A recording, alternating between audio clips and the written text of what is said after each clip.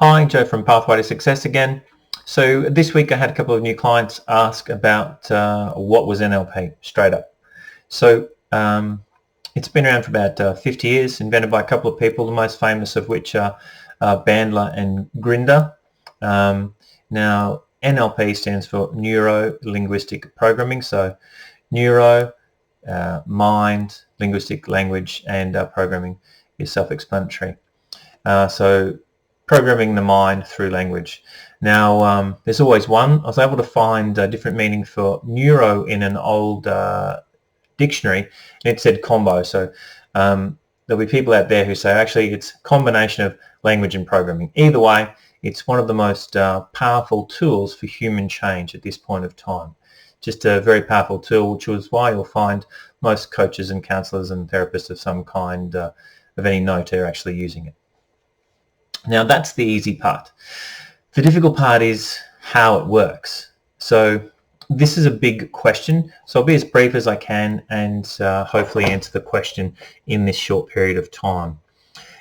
Everything we do as a habit or an unconscious behavior already has a neural pathway in our mind. Yeah. So when we're learning something, we actually create a new neural pathway. So that's a very small path, and then the more we use it, the broader that path gets, and the easier it is to do at the unconscious habitual level. Yes, does that make sense?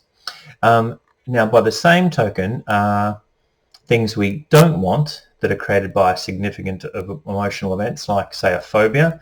As a child, you might see a snake or a spider and create a pathway that creates fear, a certain response, etc., etc. Yeah, but each time you have that response, it becomes bigger and bigger and bigger and more certain.